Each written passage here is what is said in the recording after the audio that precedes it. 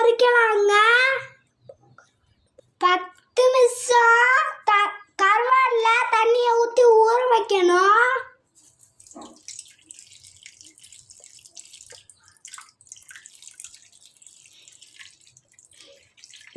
கருவாடு ஊறுது. அலசி நல்லா எடுத்துக்கிட்டு உப்பு போடணும்.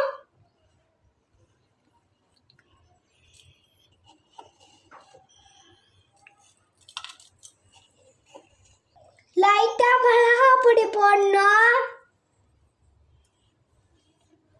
நல்லா உப்பு மிளகாய் பொடி மஞ்சள் தூள் போட்டு நல்லா பிணைஞ்சு விட்டாச்சு. நெத்திலி கருவாடு